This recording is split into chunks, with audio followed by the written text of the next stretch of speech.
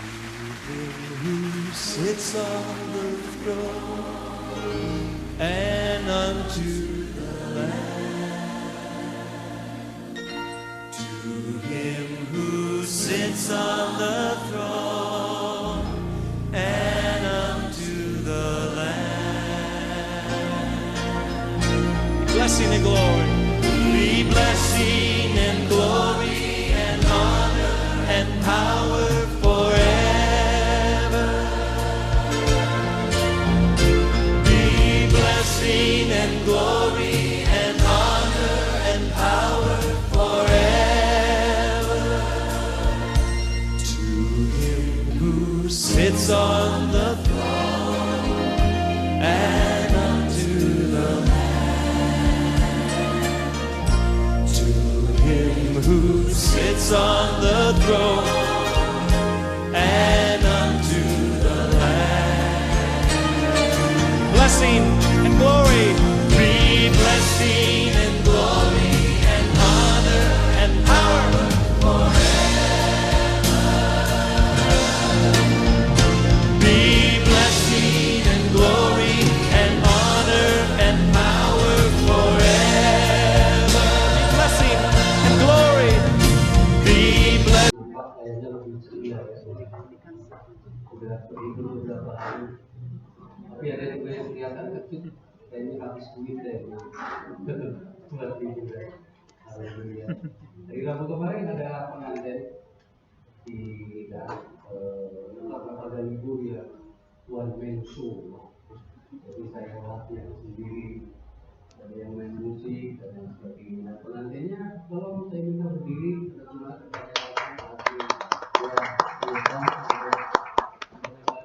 tetap setia ya, Islam Semangora asli ya,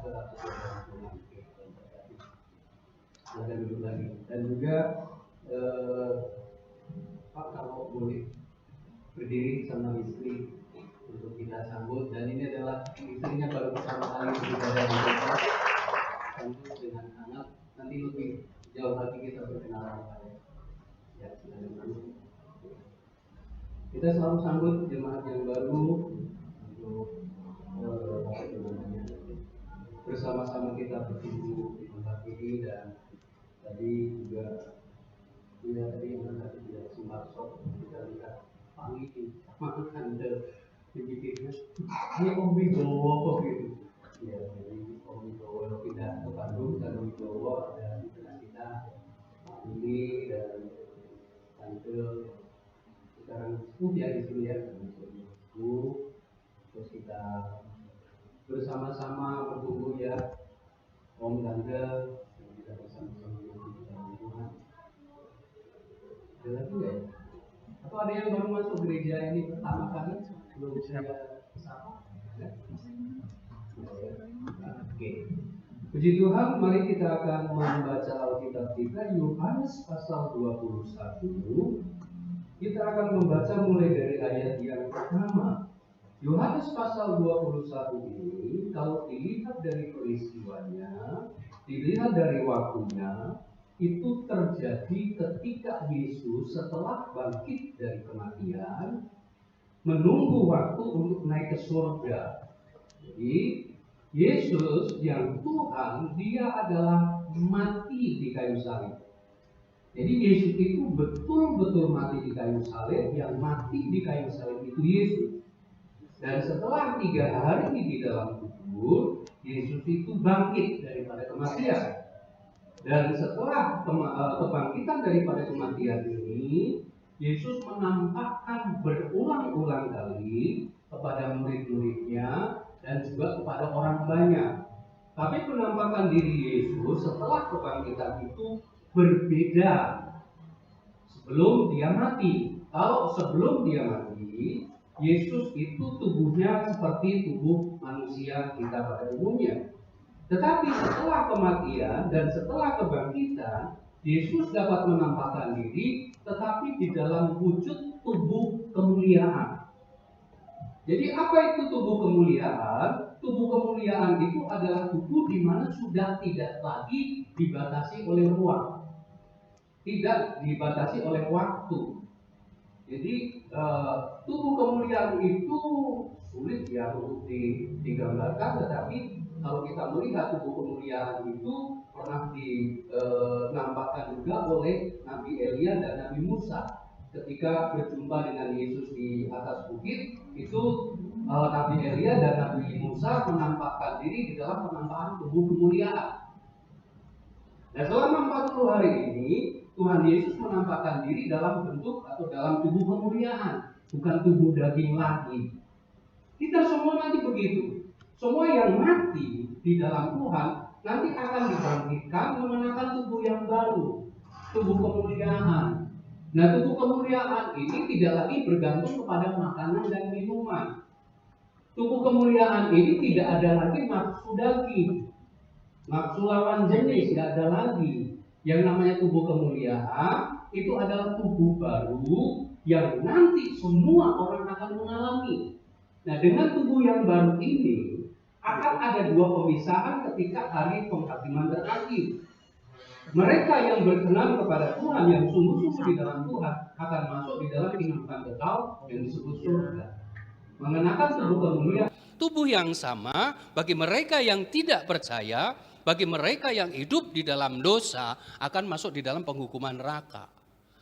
Jadi daging ini kalau kita potong keluar darah dan daging, darah itu tidak akan masuk ke kerajaan surga, juga tidak akan masuk ke neraka. Jadi nanti di surga itu tidak lagi makan minum, Bapak Ibu Saudara. Tidak lagi butuh makan, tidak lagi butuh minum. Gitu ya. Butuh daging masih butuh, tetapi di surga tubuh kemuliaan tidak lagi. Seperti apa suasananya? Ya, nanti kita akan sampai ke sana. Nah, di masa-masa penantian atau di masa-masa Yesus naik ke surga, setelah 40 hari dari kebangkitan, Yesus naik ke surga kan? Balik lagi, karena dia menggunakan tubuh kemuliaan.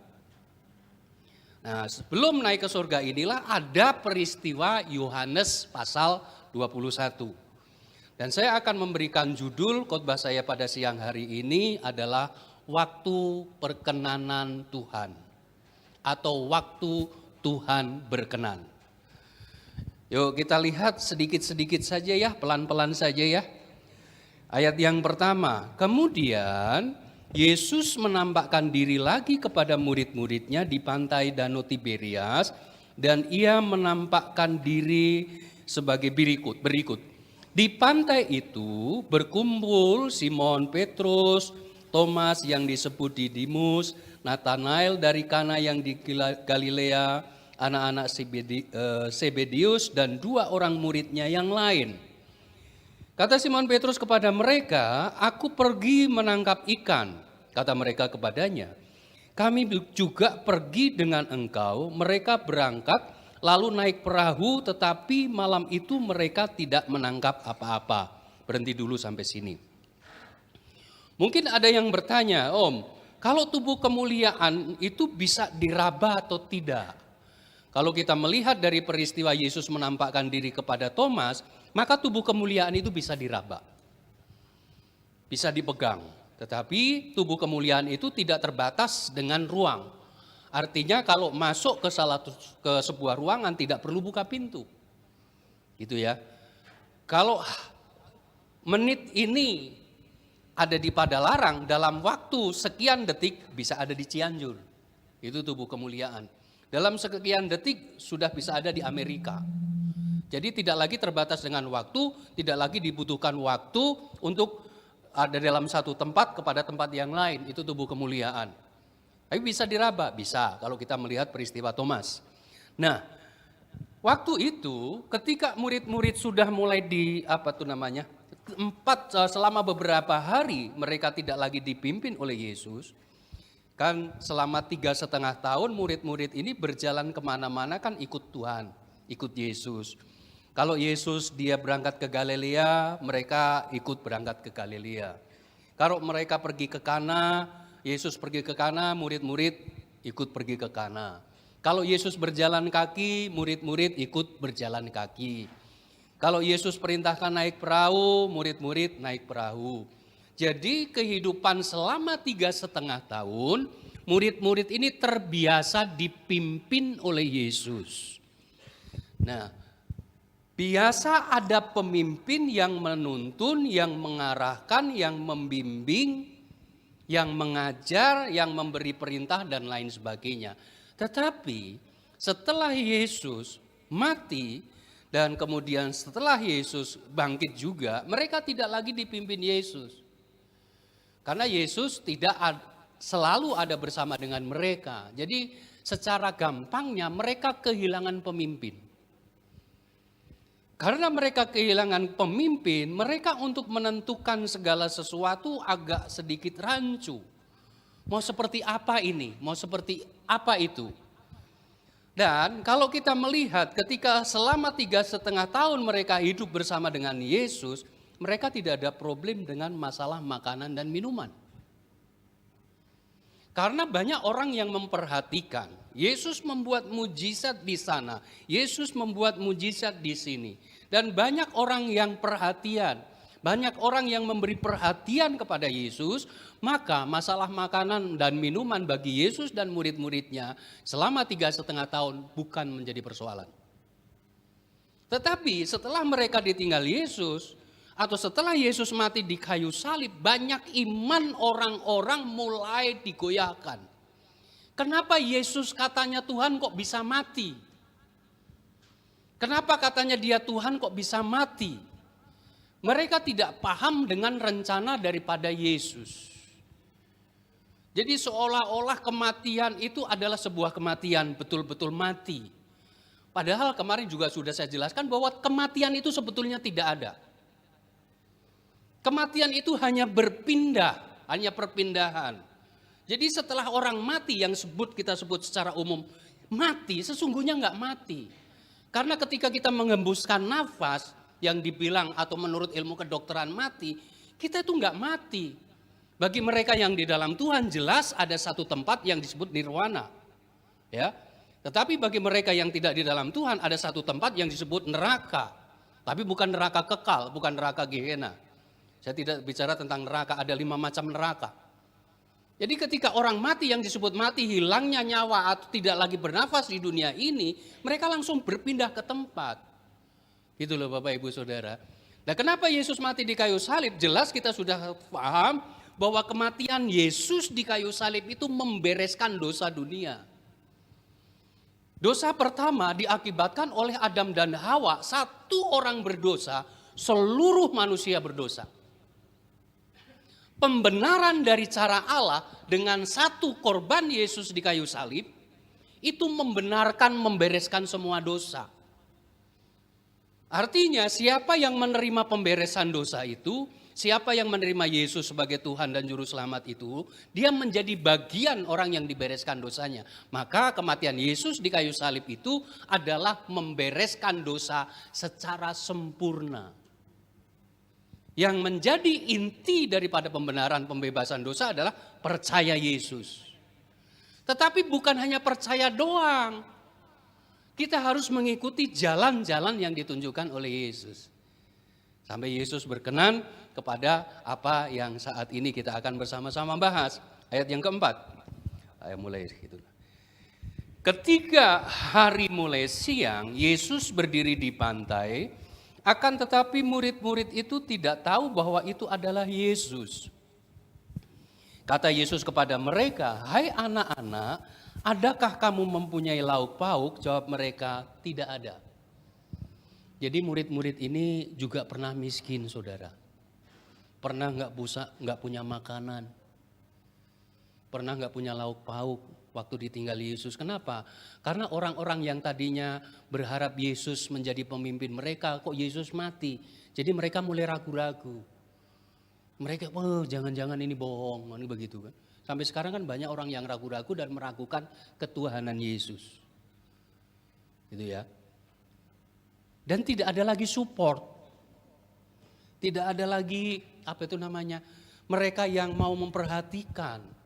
Waktu Yesus masih melayani, ada banyak kiriman lah gitu. Seperti lebaran kemarin ya, ada banyak. Yang ngirim ke saya juga banyak kan gitu. Tapi begitu Yesus sudah mati, mereka tidak lagi peduli dengan murid-murid. Sampai murid-murid ini kelaparan, maka sampai tidak punya lauk pauk. Ya kan? Jadi kalau Bapak Ibu Saudara nggak punya lauk pauk mah, aduh, udahlah biasa itu mah, kurang lebih seperti itu. Maka kata Yesus kepada mereka, tebarkanlah jalamu di sebelah kanan perahu, maka kamu akan beroleh. Lalu mereka menebarkan dan mereka tidak dapat menariknya lagi karena banyaknya. Maka murid yang dikasihi Yesus itu, maksudnya Yohanes, berkata kepada Petrus, itu Tuhan. Jadi Yohanes bilang ketika melihat Yesus, itu Tuhan. Ketika Petrus mendengar bahwa itu adalah Tuhan, maka ia mengenakan pakaiannya sebab ia tidak berpakaian lalu terjun ke dalam danau. Murid-murid yang lain datang dengan perahu karena mereka tidak jauh dari darat, hanya kira-kira 200 hasta saja. Dan mereka menghela jala yang penuh ikan. Jadi ketika Yesus perintahkan tebar jalamu ke sebelah kanan, jala itu ditebarkan ke sebelah kanan dan aneh. Mujizat terjadi, pertolongan Tuhan terjadi ketika mereka menebarkan jala mereka penuh dengan ikan. Padahal sudah sepanjang malam mereka cari ikan. Ini mujizat. Ketika waktu Tuhan sudah berkenan akan karyanya.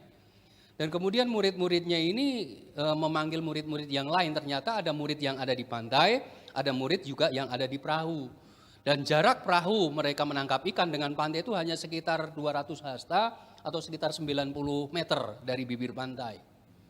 Kalau kita melihat di pasal sebelumnya ketika Yesus membuat mujizat menangkap ikan, itu perahunya harus berlayar ke sebelah lebih dalam lagi dan mereka mengalami mujizat juga. Di tempat dalam ada mujizat, di tempat yang tidak dalam ada mujizat. Kenapa bisa terjadi demikian? Karena di situ ada Tuhan. Gitu loh. Apapun yang Bapak Ibu Saudara kerjakan, selama engkau melibatkan Tuhan, selama di dalam usahamu ada Tuhan, selama di pekerjaanmu ada Tuhan, di situ ada tempat mujizat. Jadi bukan persoalan apapun itu pekerjaanmu, apapun itu usahamu, ketika engkau melibatkan Tuhan, di situ ada mujizat. Jangan pernah iri dengan orang lain katakan, loh si Bapak itu diberkati kok aku tidak.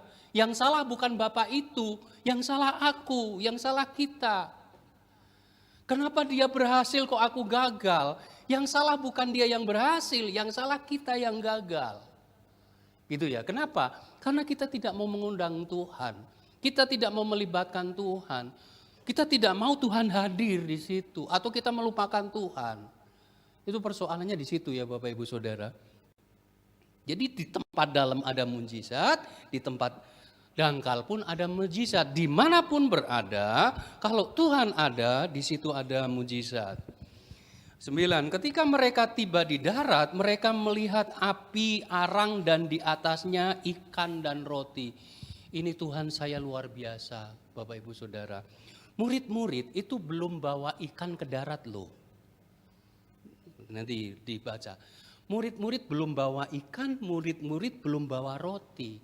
Tetapi waktu murid-murid sampai di darat, dia sudah melihat Yesus sudah menyiapkan ikan dan roti. Ikan bakar lagi. Ya Pak Samuel, ikan bakar mantap. Jadi hayang makan. Itu Tuhan kita saudara. Yang disiapkan ikan sama roti. Itu ikan datang dari mana? Apa dari murid-murid? No. Murid-murid belum nangkep ikan itu semalaman. Roti dari mana? Apa murid-murid yang beli? No, murid-murid yang gak beli. Kok di situ Tuhan Yesus kok bawa udah ikan matang lagi sama roti? Matius katakan Tuhan sanggup mengubah batu menjadi roti. Yang ciptain Pak Robi itu Tuhan loh Pak. Amin kan Pak? Amin. Yang ciptakan Om Yos ini Tuhan. Jadi kalau engkau bilang Om Yos jelek, lu lagi ngejelek-jelekin Tuhan. Jadi bilanglah yo Om Yos ganteng ya. Ada ibu-ibu cerita ke saya. Ada apa itu namanya warteg. Tadinya dia mau ngirit katanya. Karena sudah habis lebaran, uang habis, dia ngirit. Pas lagi dia mau beli nasi sama sayur lah gitu. Kalau di warteg kan bisa 10.000 kan. Begitu, Bu, nasi rames. Pakai apa nenggelis? Begitu dia dengar kata nenggelis, berubah pikiran. Oh, Meser ini beli nasi rames pakai ayam goreng. Begitu dibilang gelis, tadinya nggak niat beli ayam goreng, jadi beli ayam goreng. Dapatlah ibu warung ini untung. Kalau engkau memuliakan Tuhan, semakin engkau memuliakan Tuhan, Tuhan akan terus beri keuntungan buat kita. Amin. Akan terus beri berkat-berkat untuk kita. Nah, ini Tuhan kita, Bapak Ibu Saudara. Yang ciptakan kita ini semua itu Tuhan. Apa susahnya Tuhan perintahkan ikan untuk kau naik ke darat. Naik ke darat dia. Tinggal dibersihin, tinggal digoreng, tinggal dibakar. Jadi sebelum murid-murid sampai ke darat, ketika dia sepanjang malam lelah bekerja, mereka tidak membawa bekal karena tidak ada lauk pauk. Kan di ayat 4 Yesus tanyakan, adakah lauk pauk? Betul atau betul? Betul kan?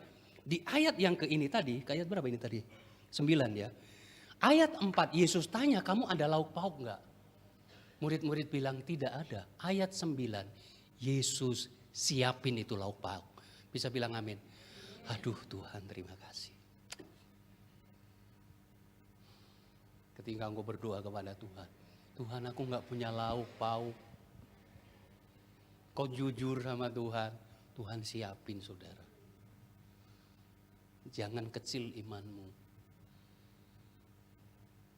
Jangan ragu imanmu. Jangan ragu percayamu. Percaya sama Tuhan. Tuhan Allah kita itu Tuhan Allah pembuat mujizat. Amin. Ayo berjalan bersama dengan Tuhan.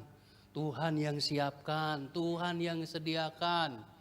Nah, luar biasa. Sampai kemudian singkat secara utuh cerita ini. Dan ketika jala mulai ditarik keluar, dihitunglah ada 153 ekor ikan dan ikannya itu gede-gede. Ikannya besar-besar. Kalau saya pelajari di dalam terjemahan yang lebih jelas, ikannya ini dikategorikan yang super-super gitu loh. Yang besar-besar. Kalau Bapak Ibu Saudara ingat khotbah saya beberapa minggu yang lalu, jumlahnya dihitung, bobotnya juga dihitung kan. Tuhan tuh begitu Bapak Ibu Saudara. 153 ekor ikan, kenapa harus 153 ekor ikan? Saya hanya berpikir bahwa Tuhan memberi berkat kepada murid-muridnya itu sebesar, semampu, sekuat dari jala yang ditebarkan. Ketika jala, jadi Tuhan itu mengisi berkat Tuhan pada jala murid-murid yang ditebarkan sesuai dengan kapasitasnya, sesuai dengan kualitas kekuatannya. Maka ketika jala itu ditarik, itu jala tidak koyak. Jumlahnya 153 ekor itu sudah jumlah maksimal. Hitungan Tuhan itu tepat loh. Kalau seandainya mungkin lebih 154, ada kemungkinan jala itu koyak. Gitu loh. Karena itu ikan-ikannya besar-besar. Bapak Ibu Saudara. Gini loh. Kalau Bapak Ibu Saudara punya cita-cita, punya doa, punya iman, punya doa yang besar, imanmu juga harus besar ya. Jangan sampai engkau koyak karena berkat. Ya, ini 153 ekor, Tuhan kasih maksimal. Kalau lebih, jala itu bisa koyak. Jadi seberapa besar engkau buka hatimu untuk Tuhan, seberapa besar engkau buka imanmu untuk Tuhan, sebesar itu juga Tuhan akan memberkati engkau. Jangan engkau pengen bangun gedung bertingkat, pondasinya pondasi kandang ayam. Kira-kira kuat atau enggak? Enggak kuat saudara, roboh. Pondasinya bukan pondasi kandang ayam, tetapi cakar ayam, kan gitu kan. Jangan, harus pakai pondasi cakar ayam. Dengernya pondasi kandang ayam. Bikinlah dari kandang ayam, dibangun rubuh. Maka banyak orang Kristen yang imannya rubuh. Karena tidak punya dasar pondasi yang kuat.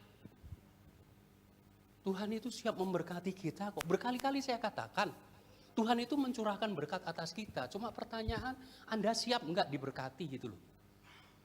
Datang ke gereja itu Tuhan sudah menyiapkan berkat. Beribadah kepada Tuhan, Tuhan menyediakan berkat. Tapi ada kalanya kita tidak siap untuk diberkati. Nah, ketika tidak siap diberkati, ya udah. Akhirnya kita tidak menerima berkat. Haleluya. Majulah, maju aja ya, maju lagi ya. Satu lagi, 15 menit saya pikir bisa lah, cepatlah. 2 Raja-Raja pasal yang ke-6. Saya nanti berhenti di tengah jalan nggak apa-apa, tapi saya mau Bapak Ibu Saudara sudah paham dulu tentang ketika Tuhan mulai berkenan.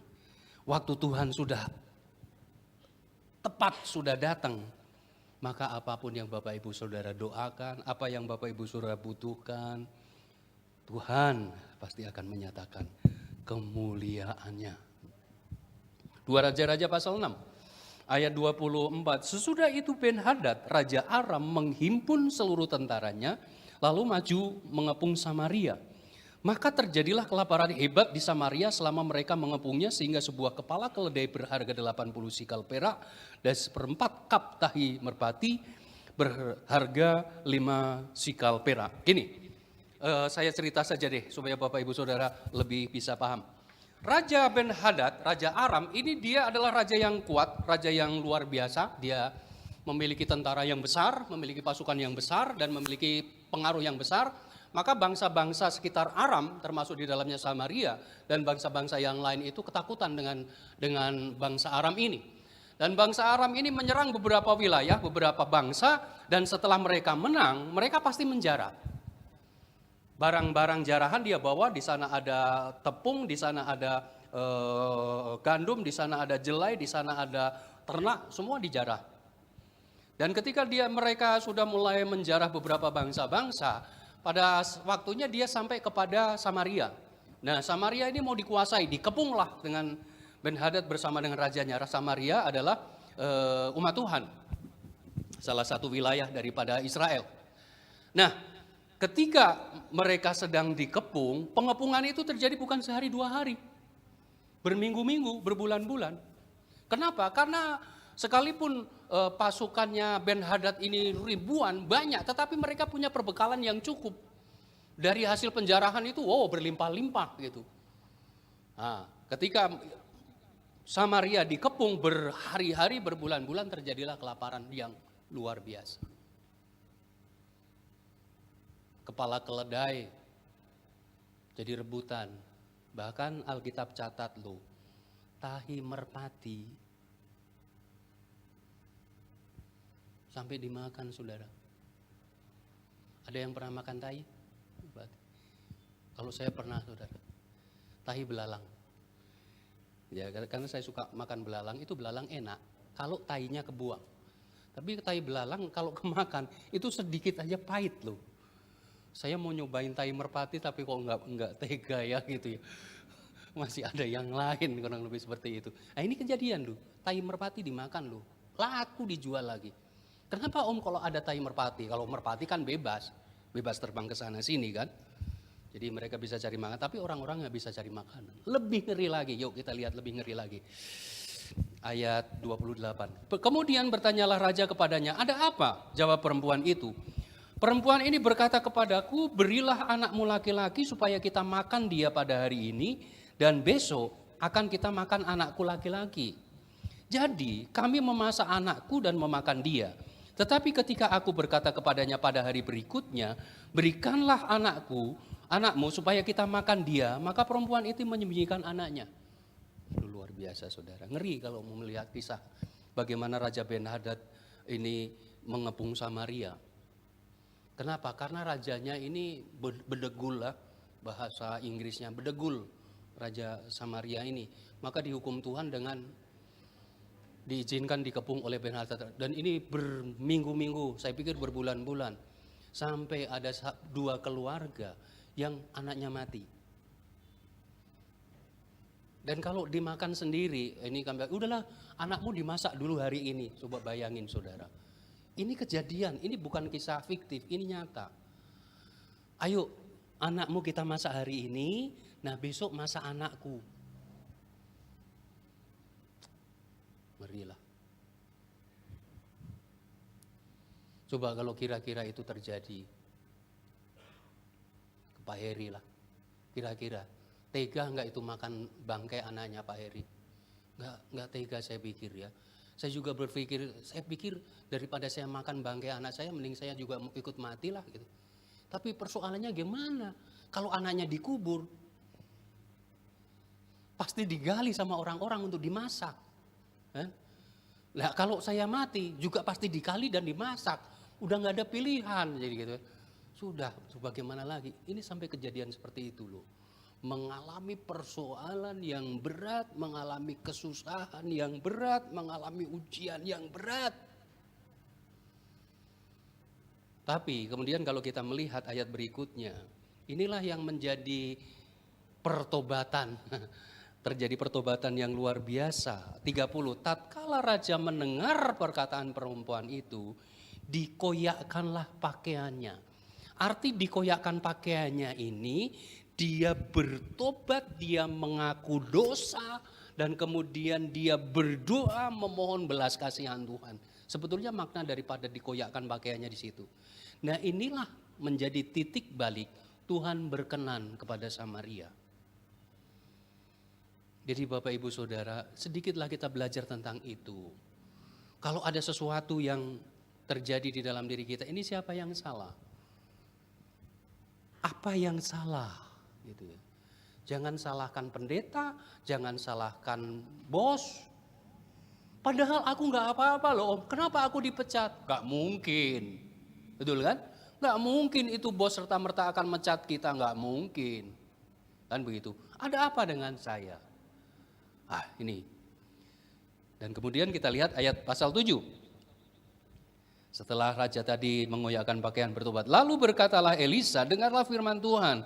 Beginilah firman Tuhan, besok kira-kira waktu ini, sesukat tepung yang terbaik akan berharga sesikal, dan 2 sukat jelai akan berharga sesikal di pintu gerbang Samaria. Wow, ini luar biasa, bedanya jauh sekali. Coba 1/4 cup tahi lalat harganya 1 sikal waktu terjadi kelaparan. Itu 1/4 cup itu cuma berapa ya? Saya pikir nggak ya kurang lebih setengah 1/4 liter lah. 1/4 apa itu namanya? 1/4 sukat lah kurang lebih seperti itu. Jadi mahalnya luar biasa tahi merpati. Tapi ketika firman Tuhan datang, 2 sukat jelai akan berharga sesikal di pintu gerbang Samaria. Ayat 2, perhatikan baik-baik. Tetapi perwira yang menjadi ajudan raja menjawab abdi Allah ini, melawan firman Tuhan. Katanya, sekalipun Tuhan membuka tingkap-tingkap langit, masakan hal itu mungkin terjadi? Jawab abdi Allah itu, sesungguhnya engkau akan melihatnya dengan matamu sendiri, tetapi tidak akan makan apa-apa daripadanya. Pendeta bohong, itu kata si perwira tadi. Begitu pendeta Elisa bilang, dengar firman Tuhan besok waktu ini sesukat tepung terbaik harga sesikal, 2 sukat jelai berharga sesikal. Ini karena Elisa ini paling dimusuhin. Karena dialah yang memberitakan kebenaran tidak diterima oleh Raja Samaria, dan termasuk perwira ini. Rajanya sudah bertobat, perwiranya belum. Ketika dia dengar firman Tuhan, perwira itu jawab apa? Sekalipun Tuhan membuat tingkap-tingkap di langit, masakan hal itu mungkin terjadi? Dia melawan itu. Melawan Elisa. Melawan hamba Tuhan. Hati-hati saudara. Ayat 3, 4 orang yang sakit kusta ada di depan pintu gerbang, berkatalah yang seorang kepada yang lain, mengapakah kita duduk-duduk sini sampai mati? Ada 4 orang sakit kusta. Sakit kusta itu tidak boleh ikut bersama-sama dengan keluarga, mereka harus dibuang. Dalam arti mereka harus mengasingkan diri, harus isolasi mandiri. Dan isolasi mandiri pun di satu tempat yang khusus. Hampir sama dengan COVID kemarin lah. Gitu. Jadi nanti setelah diperiksa sama imam, kustanya sembuh, baru boleh pulang ke rumah. Karena aib bagi orang yang sakit kusta. Ya sama kan, kemarin waktu kita COVID kan begitu kan. Orang kalau kena COVID kayak yang aib gitu ya. Nah, 4 orang kusta ini orang yang terasing, tetapi yang mau saya tarik daripada pelajaran ini, sekalipun orang kusta ini terasing, sekalipun dia dibuang, dia menjadi berkat loh. Dia mengalami persoalan yang sama dengan orang-orang yang di dalam, cuma yang di dalam lebih parah. Karena si 4 orang kusta ini berada di luar, jadi dia masih bisa cari makanan di sekeliling benteng lah. Dan orang-orang Aram juga nggak mau nyentuh dia, orang sakit kusta, kan gitu. Bagaimana berani nyentuh, takut ketularan kan, kurang lebih seperti itu. Nah, mereka ya sedikit bebas, tapi tetap juga mereka tidak bisa makan dengan bebas. Dia nggak ada pilihan sebetulnya hidupnya. Sudah hidupnya terbuang.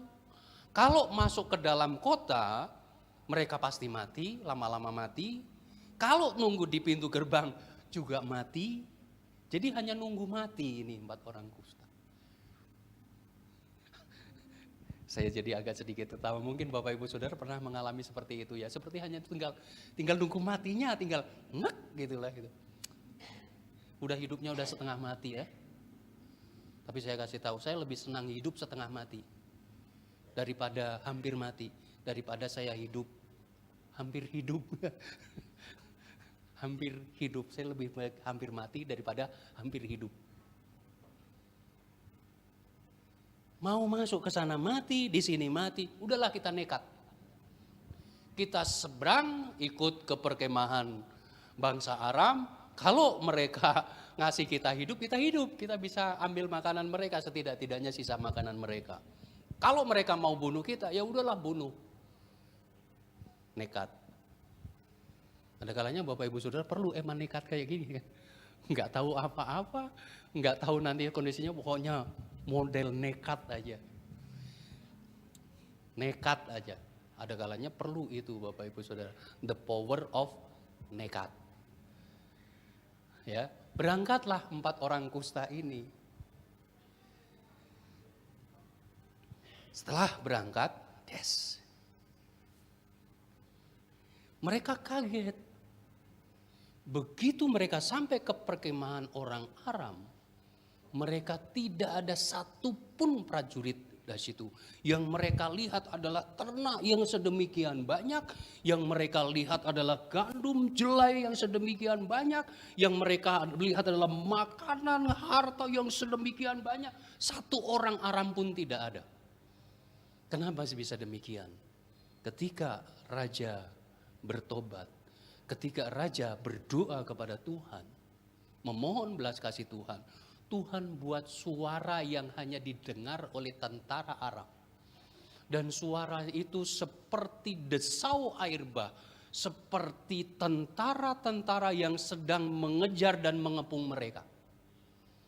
Jadi ketika mereka sedang santai, tiba-tiba dengar deru kuda berlari, deru sangkakala dan lain sebagainya, sampai mereka panik, mereka ketakutan, mereka lari tunggang langgang, hanya membawa diri dan senjata yang di tangan. Mereka tidak lagi peduli dengan harta, mereka tidak peduli dengan jarahan. Itu jarahan ditinggal begitu saja. Hasil dari menjarah bangsa-bangsa sekeliling ditinggal begitu saja. Buat siapa? Buat Samaria. Buat siapa? Buat orang yang mau bertobat. Buat siapa?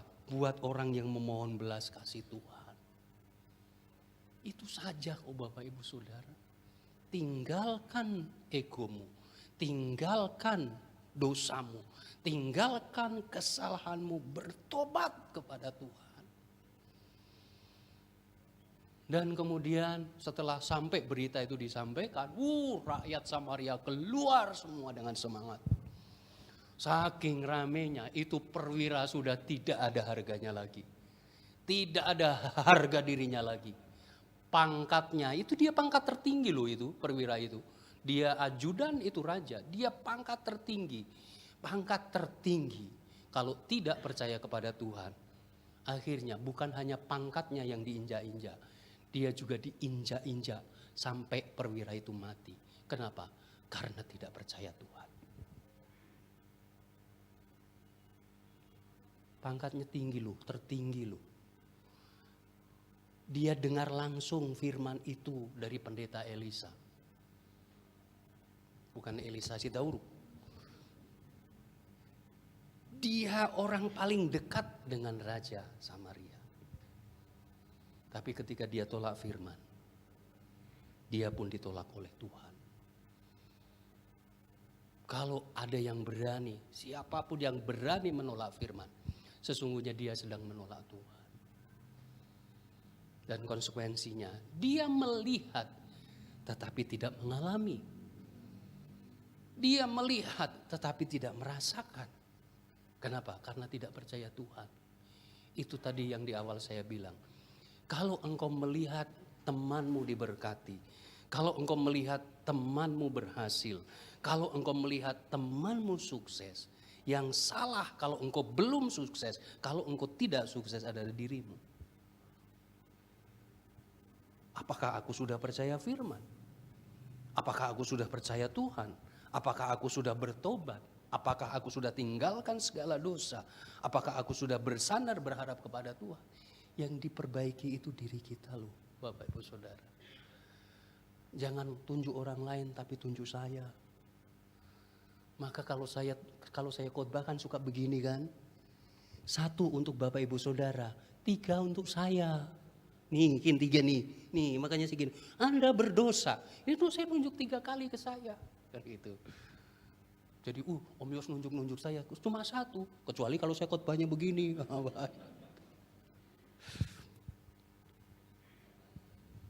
Ya, Bapak Ibu Saudara. Ada 4 hal.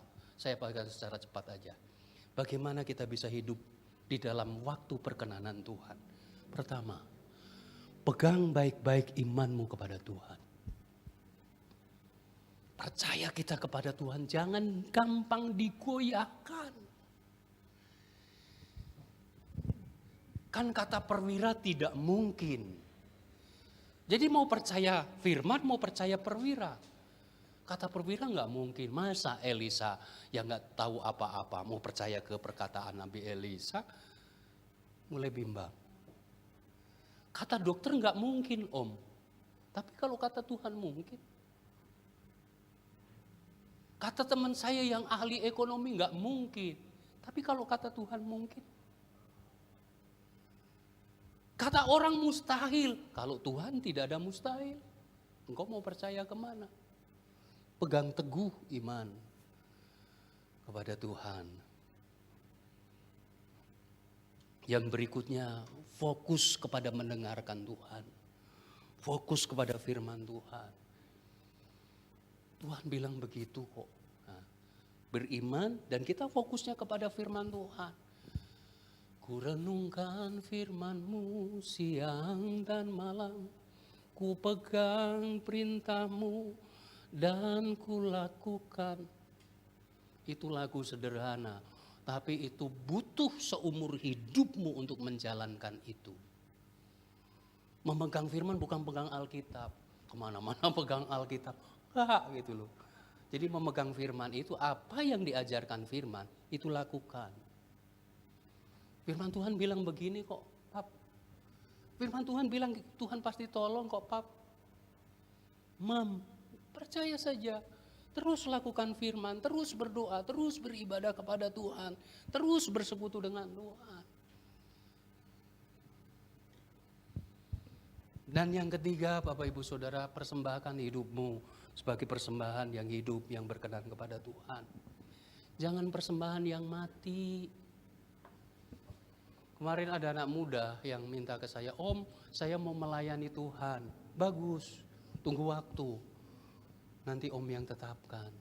Jangan hanya diem saudara. Kalau ada yang ahli main keyboard, ya, yang jago main gitar, yang jago main drum, yang bisa, ayo dong pakai itu untuk Tuhan. Ayo anak-anak muda pakai itu untuk Tuhan. Om, aku bisa main drum. Oke, yuk kita melayani Tuhan. Om, aku bisa main gitar. Kata bisa itu bukan hanya sekedar kunci C terus itu ya. Habis gitu, tapi semua bisa gitu ya. Belajar, lebih belajar terus gitu. Saya bisa semua main, tapi ya biasanya gitu aja, ternyata tuk gitu. Melayani Tuhan, pakai persembahkan hidupmu untuk Tuhan. Dan yang keempat, hidupmu harus memberi buah. Harus memberi buah.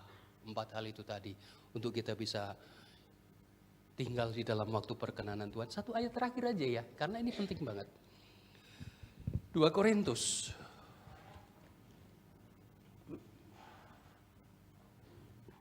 2 Korintus pasal yang ke-6.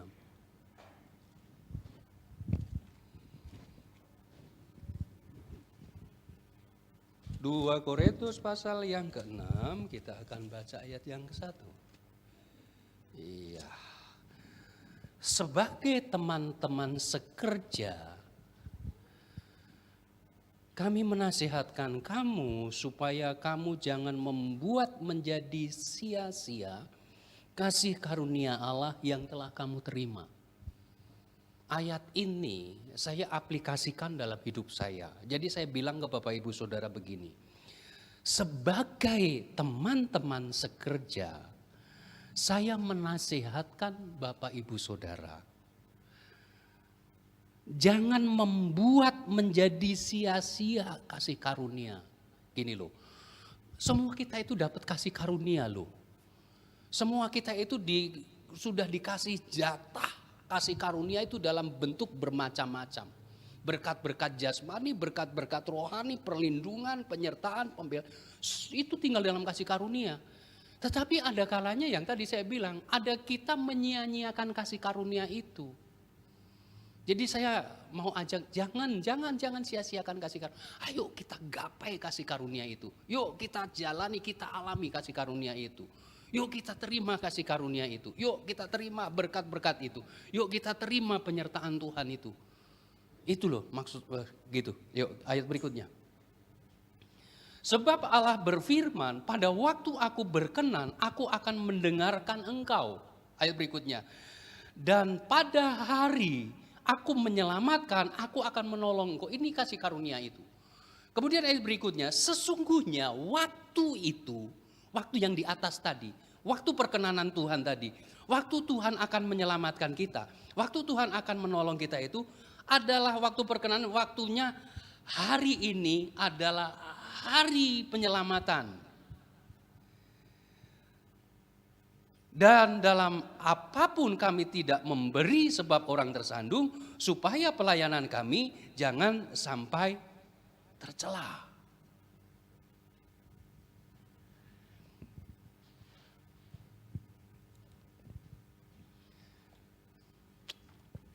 Begini Bapak Ibu Saudara, waktu perkenanan Tuhan, waktu pertolongan Tuhan itu, apabila ia mengundurkan diri tidak berkenan itu di mana ya? Ada 1 ayat itu, tolong bisa bantu, mengundurkan diri tidak berkenan kepada. Ini ada hubungannya dengan itu, maaf ya saya cari dulu ayatnya. Ini penting banget nih. Ibrani, ya Ibrani 10 ayat 38. Ini sejalan dengan itu. Kita baca begini supaya Bapak Ibu Saudara jelas ya bahwa waktu perkenanan itu seperti apa. Ibrani 10 ayat yang ke-38. 37 mulai. Sebab sedikit, bahkan sangat sedikit waktu lagi ia yang akan datang sudah akan ada tanpa menangguhkan kedatangannya. Tetapi orangku yang benar akan hidup oleh iman, dan apabila ia mengundurkan diri maka aku tidak berkenan kepadanya. Gini, waktu perkenanan Tuhan, waktu Tuhan mau menolong kita itu, kalau kita melihat di dalam 2 Korintus sama di dalam Ibrani tadi, waktu Tuhan mau menyelamatkan kita itu sebetulnya tinggal sedikit. Gitu loh. Hanya ada kalanya kita kurang setia. Kita kurang kurang teguh, kita kurang kuat. Sehingga waktu yang tinggal sedikit itu kita nggak sabar. Padahal ketika waktu perkenanan Tuhan, waktu pertolongan Tuhan yang tinggal sedikit, kita mau sabar sedikit lagi aja. Kita mau tekun sedikit lagi aja. Kita mau sungguh-sungguh sedikit lagi aja. Itu Tuhan tolong. Tapi ayat berikutnya tadi ayat yang ke-38, tetapi apabila engkau mengundurkan diri, kita mundur. Padahal imannya berkebu-kebu. Luar biasa. Begitu sudah mau, aduh udah capek Tuhan. Padahal Tuhan sudah mau bertindak, malah mundur. Tuhan tidak berkenan. Waktu itu sedikit lagi pertolongan Tuhan. Waktu itu sedikit berdiri. Dulu ayah saya, waktu saya masih di Jawa itu ada apa itu namanya? punya beberapa sarang tawon. Jadi kalau saya Bapak Ibu Saudara tanya pernah disengat tawon, saya udah puluhan kali disengat tawon. Karena sekeliling rumah itu tawon madu itu ya, tawon madu. Saya tahu. Kalau saya mau lewat, itu ada bunyi. Wah, itu sarang tawon. Tapi di sarang tawon itu ada madu. Saya tahu ada madu. Ada madunya sedikit, ada madunya juga banyak. Semakin saya dekat sarang tawon, semakin saya dekat sumber madu itu, suara itu semakin kedengeran. Semakin engkau dekat kepada berkat, itu akan banyak persoalan-persoalan. Akan banyak seperti, kayak seperti ancaman. Tapi jangan berhenti untuk percaya Tuhan. Jangan berhenti untuk berharap kepada Tuhan. Jangan bersandar kepada Tuhan. Maju di dalam Tuhan sampai kita yang waktu sedikit tadi, waktu perkenanan Tuhan, madu itu kita capai, berkat itu kita capai, pertolongan Tuhan itu terjadi atas kita. Amin. Tetap tekun di dalam Tuhan. Berdoalah, pakai lutut, saudara. Coba pegang lututnya, masih mulus-mulus. Coba nanti sampai di rumah periksa ya lutut suaminya. Masih mulus atau sudah rada kasar. Kalau masih mulus berarti jarang berlutut atau tidak berlutut. Kalau kasar, kalau saya di sini kasarnya. Kenapa? Karena doa duduk. Bersila. Pakai lututmu untuk berdoa kepada Tuhan. Pakai mulutmu untuk memuliakan Tuhan. Pakai mulutmu untuk membesarkan Tuhan. Agungkan Dia, muliakan Dia. Hidup di dalam pertobatan. Tuhan akan menentukan waktunya yang tinggal sedikit tadi untuk menolong Bapak Ibu Saudara dan saya. Tuhan memberkati. Yuk kita bangkit berdiri. Yang pujian tadi aja Ton. Aku punya Tuhan yang besar.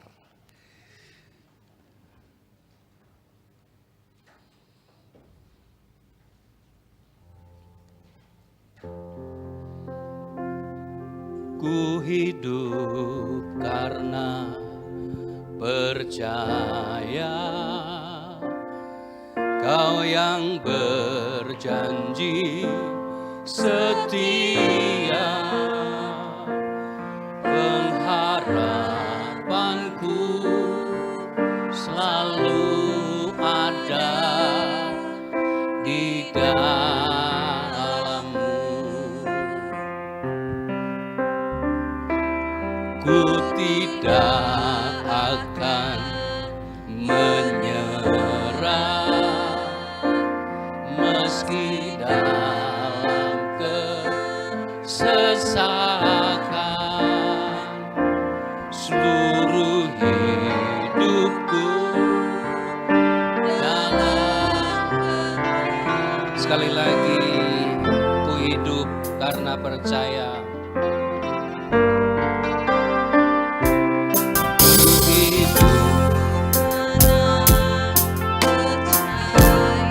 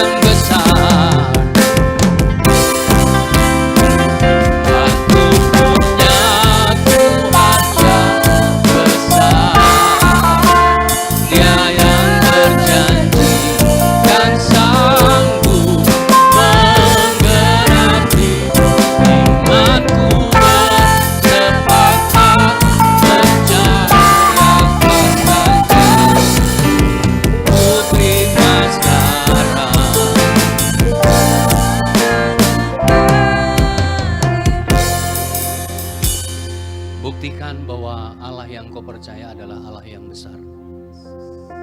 Buktikan dalam hidupmu bahwa Allah yang kau percaya adalah Allah yang besar. Mungkin Bapak Ibu Saudara ada persoalan. Mungkin Bapak Ibu Saudara sudah berdoa bertahun-tahun, Tuhan belum jawab. Dan hari ini mungkin waktunya Tuhan berkenan kepada doamu. Aminkan pujian ini, aminkan firman Tuhan, percaya bahwa Tuhanmu yang kau percaya, Tuhanmu yang kau sembah adalah Tuhan yang besar. Menaikkan pujian ini sekali lagi. Aku punya Tuhan yang besar.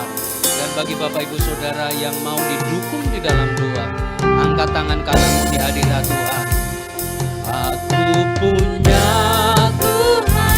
Bagi setiap tangan-tangan kanan yang terangkat di hadirat-Mu yang kudus, Engkau beri perhatian khusus Tuhan. Engkau beri perhatian khusus ya Tuhan Yesus. Haleluya. Haleluya. Haleluya. Haleluya. Haleluya. Haleluya. Kemenangan tetap mengangkat di hadirat Allah. Aku punya Allah yang besar. Aku punya Tuhan. Sorga terbukalah. Kuasa Tuhan menyatakan bagi setiap pribadi, apapun yang menjadi pergumulan doa mereka, mereka mau menyerahkan ke dalam tangan kuasa-Mu yang besar. Mereka butuh Tuhan, mereka butuh mujizat, mereka perlu pertolongan Tuhan. Dalam nama Yesus, dalam nama Yesus, haleluya, haleluya, haleluya. Aku terima sekarang, haleluya, haleluya. Kuasa-Mu menyatakan atas setiap pribadi. Ku terima sekarang kemenangan daripada Tuhan. Kemenangan dalam nama Tuhan Yesus Kristus. Yang lemah berikan kekuatan baru, yang sakit Kau memberikan jamahan dengan kuasa fiur Yesus. Dalam nama Yesus dijamah disembuhkan. Mereka yang saat ini membutuhkan pertolongan Tuhan dalam segala persoalan mereka, mereka perlu mujizat Tuhan, mereka perlu campur tangan Tuhan. Apapun yang menjadi pergumulan mereka, apapun yang menjadi kerinduan mereka Tuhan, dalam nama Tuhan Yesus Kristus, dalam nama Tuhan Yesus Kristus, Tuhan jamah. Dalam nama Yesus, mujizat itu terjadi atas kami. Dalam nama Tuhan Yesus Kristus, pertolongan itu terjadi atas kami. Dalam nama Tuhan Yesus, kami terima kemenangan demi kemenangan daripada Tuhan. Kami terima berkat-berkat yang daripada Allah. Dan kami waktu Tuhan untuk berkenan kepada setiap doa-doa kami. Waktu Tuhan untuk berkenan bagi setiap pribadi kami, bagi keluarga kami, bagi usaha kami, bagi pekerjaan kami, dan bagi rencana-rencana kami. Semuanya kiranya Tuhan terlibat dan kami boleh senantiasa mengalami mujizat-mujizat Allah. Terima kasih Tuhan, kami terima kemenangan itu daripada-Mu. Kami terima mujizat itu daripada-Mu. Kami terima pertolongan itu daripada-Mu. Di dalam nama Tuhan Yesus Kristus yang percaya bersama-sama katakan amin. Beri kemuliaan untuk Tuhan. Puji Tuhan, silakan duduk. Saya serahkan kepada yang bertugas.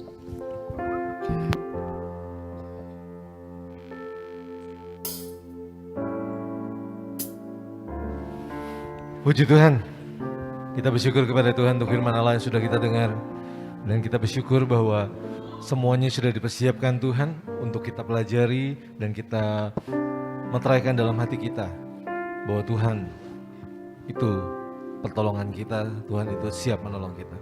Dan sebagai bagian dari ibadah kita pagi hari ini, kita juga diberikan kesempatan untuk sebentar akan memberikan persembahan kita. Sebagai pengantar untuk masuk ke dalam persembahan, pada satu waktu Tuhan Yesus pernah seperti biasa ditanya pertanyaan yang sebetulnya tidak perlu ditanya, ya. Seperti biasa orang-orang Farisi, mereka senang sekali menguji Yesus. Ya. Matius 22 ayat yang ke-15. Kemudian pergilah orang-orang Farisi, mereka berunding bagaimana mereka dapat menjerat Yesus dengan satu pertanyaan. Pertanyaannya tentang apa? Pertanyaannya di ayat 17. Katakanlah kepada kami pendapatmu, apakah diperbolehkan membayar pajak kepada kaisar atau tidak? Kuncinya ada di ayat 18. Tetapi Yesus mengetahui kejahatan hati mereka itu lalu berkata, mengapa kamu mencobai aku, hai orang-orang munafik? Orang Farisi tidak bertanya untuk tujuan yang sebenarnya. Mereka hanya ingin menguji Yesus, menjatuhkan Yesus. Kemudian untuk pertanyaan yang tadi ditanyakan, Yesus menjawab di ayat 21. Lalu kata Yesus pada mereka, berikanlah kepada kaisar apa yang wajib kamu berikan kepada kaisar, dan kepada Allah apa yang wajib kamu berikan kepada Allah.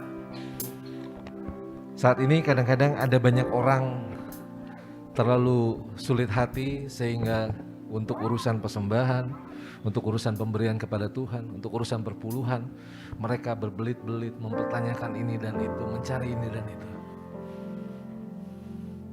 Padahal pertanyaan-pertanyaannya seringkali adalah seperti pertanyaan orang Farisi tadi, pertanyaan orang munafik.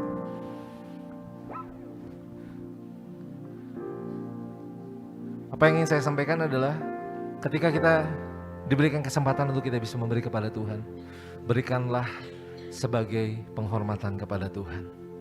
Tadi dikatakan berikanlah kepada kaisar apa yang harus kamu berikan kepada kaisar, penghormatan kepada kaisar. Berikanlah kepada Tuhan apa yang harus kamu berikan kepada Tuhan, penghormatan kepada Tuhan. Apa yang selayaknya kita berikan kepada Tuhan. Ya. Pagi hari ini ketika kita diberikan kesempatan untuk memberikan persembahan, berikan apa yang selayaknya kita berikan kepada Tuhan. Tidak usah terlalu banyak bertanya-tanya, tidak usah terlalu banyak berargumentasi. Kalau Bapak Ibu mau memberikan, berikan setulus hati apa yang Bapak Ibu bisa berikan. Bapak Ibu taat melakukan perpuluhan, berikan kepada Tuhan dengan penuh rasa hormat perpuluhan kita.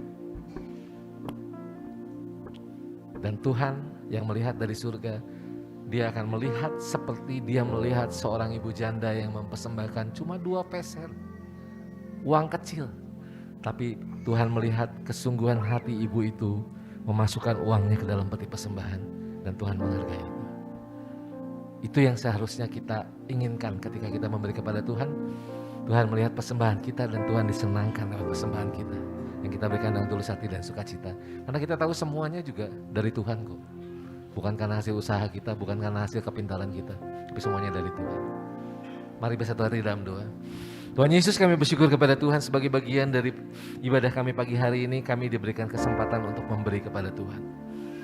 Puji Tuhan, ini adalah kesempatan yang luar biasa Tuhan, kesempatan yang baik untuk kami mengucap syukur kepada Tuhan. Tuhan yang sudah memberkati kami, Tuhan yang sudah memberikan segala kebaikan untuk kehidupan kami Tuhan. Untuk itu Tuhan, apa yang bisa kami berikan kepada Tuhan, persembahan kami Tuhan, dari apa yang ada pada kami Tuhan. Kami mau melakukannya dengan rasa hormat kepada Tuhan. Kami mau melakukannya dengan penuh sukacita untuk semua berkat-berkat yang sudah Tuhan berikan kepada kami Tuhan. Dan ini adalah rasa percaya kami, mempercayakan kehidupan kami ke dalam tangan Tuhan yang memberkati kami dan menolong kehidupan kami. Kami berikan persembahan kami Tuhan, persembahan khusus kami Tuhan, mengembalikan persepuluhan yang kami berikan kepada Tuhan dengan rasa hormat. Semuanya mau kami berikan penuh hormat dan kemuliaan bagi nama Tuhan. Terima kasih Tuhan. Dalam nama Yesus kami mengucap syukur dan berdoa. Haleluya. Amin. Silakan pada Bapak Ibu yang bertugas.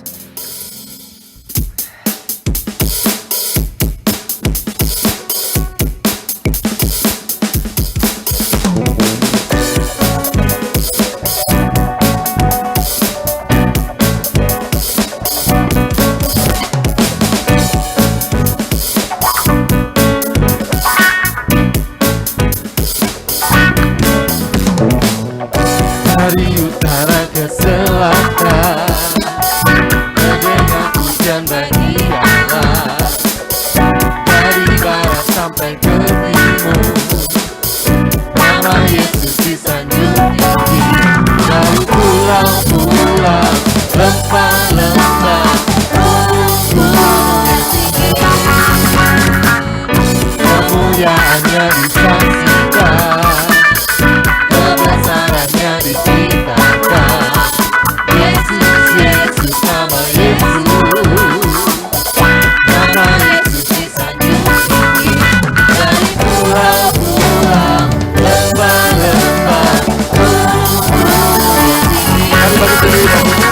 Allahku dahsyat berkuasa, seluruh di seluruh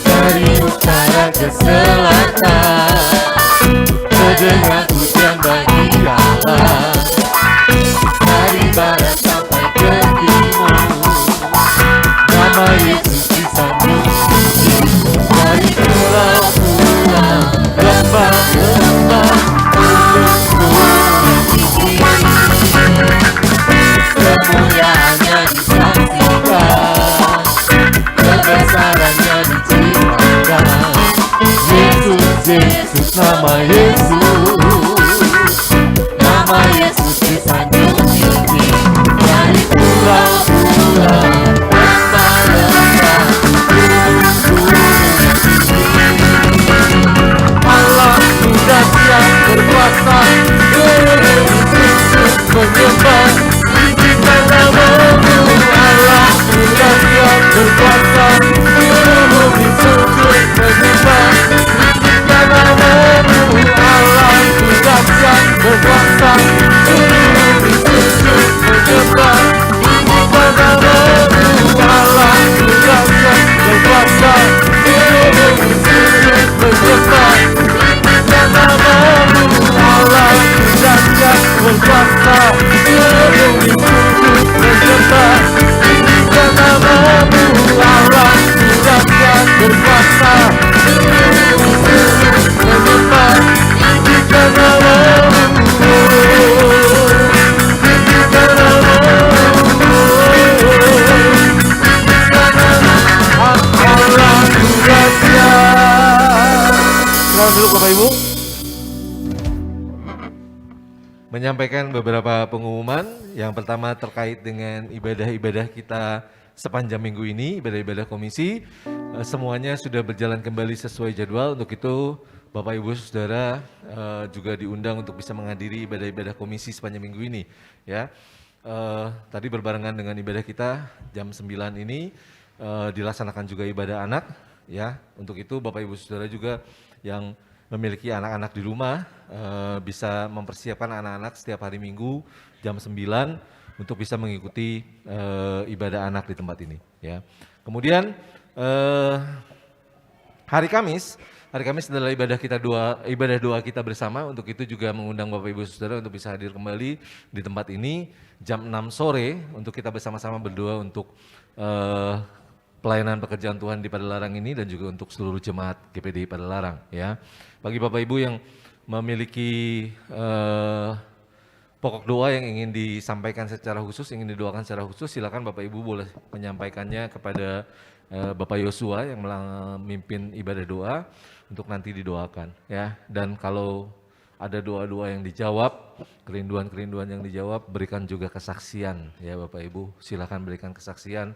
Di ibadah minggu boleh, mau Ibu berikan, Bapak Ibu Saudara berikan tertulis untuk dimasukkan ke warta juga silahkan berikan kepada saya. Ya, berikan kesaksian supaya apa? Supaya kita juga saling menguatkan jemaat yang lain. Ya, kemudian hari Sabtu, ya hari Sabtu ibadah wanita untuk Sabtu ini libur. Karena kemarin ada, minggu ini libur, minggu depan baru ada kembali. Sementara untuk ibadah pemuda remaja jam 5 sore hari Sabtu berjalan sesuai jadwal. Ya, untuk itu mengundang juga kehadiran rekan-rekan pemuda dan remaja untuk bisa hadir di ibadah pemuda dan remaja hari Sabtu jam 5 sore. Ya.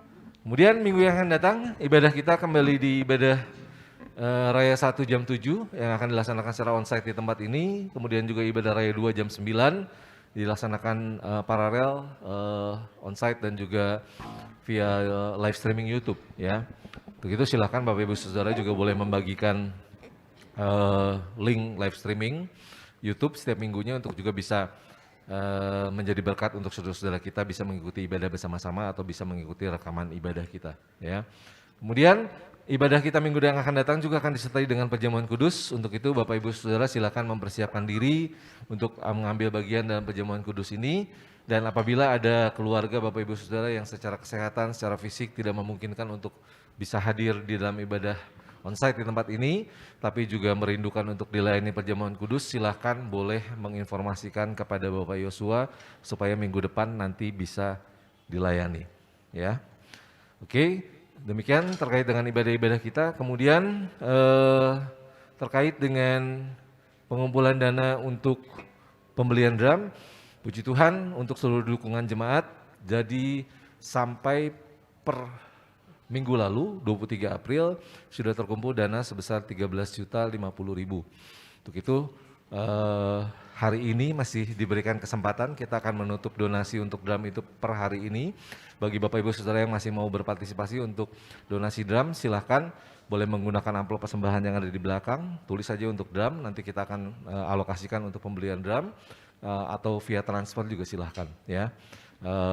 Kita akan tunggu sampai hari ini untuk kemudian nanti kita akan langsung eksekusi pembelian drum, plus juga nanti mungkin ada beberapa alat tambahan yang akan kita beli, cover drum dan juga ada drum mic untuk drum yang kita akan beli supaya suara drum kita juga bisa lebih baik lagi ya, bisa masuk ke sound system seperti beberapa waktu terakhir ini berjalan dengan drum elektrik yang dipergunakan ya. Terima kasih sekali lagi untuk dukungan seluruh jemaat untuk hal ini ya. Kemudian juga dukung dalam doa untuk komputer yang kita gunakan untuk multimedia. Mulai hari Rabu yang lalu mulai timbul gangguan. Kemarin juga semakin makin ketika dipergunakan untuk ibadah ibu-ibu gitu ya. Di tengah-tengah penggunaan tiba-tiba mati. Hari ini kami melakukan, tim multimedia melakukan backup plan.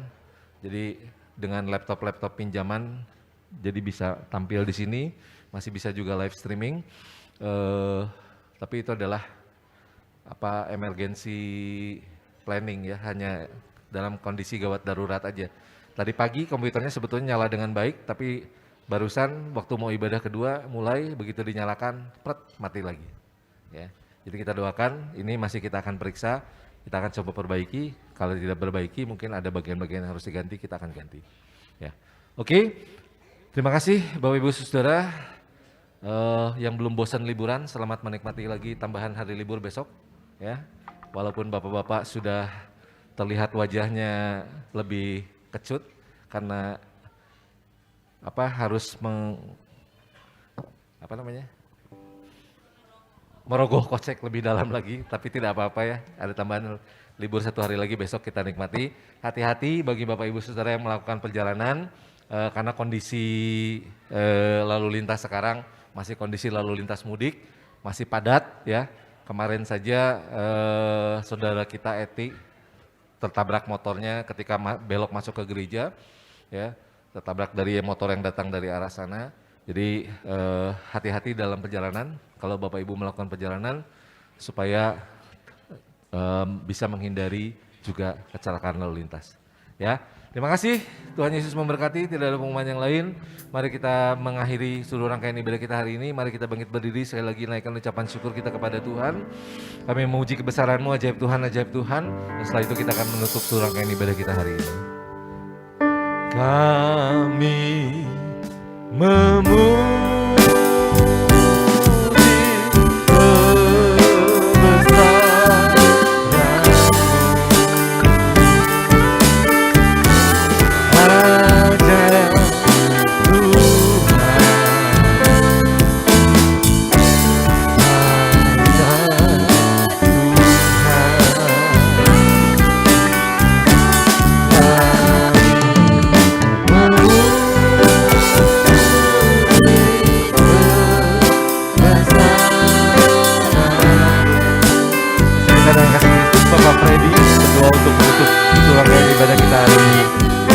Bapak Freddy, doa untuk menutup rangkaian ibadah kita hari ini.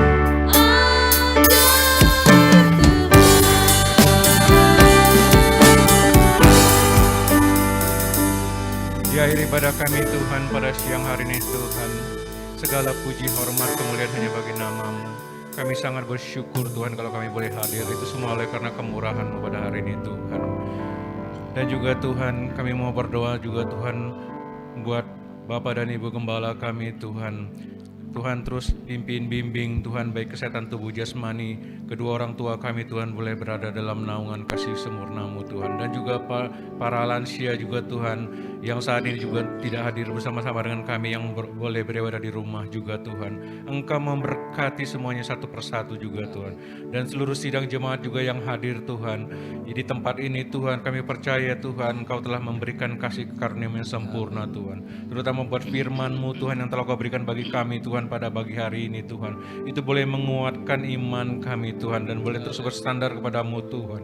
Bila firman itu boleh terus tertanam dalam hati kami dan boleh kembali Tuhan untuk mengingatkan akan apa yang akan kami lakukan dalam langkah kehidupan kami ke depan Tuhan. Terpujilah nama-Mu Tuhan.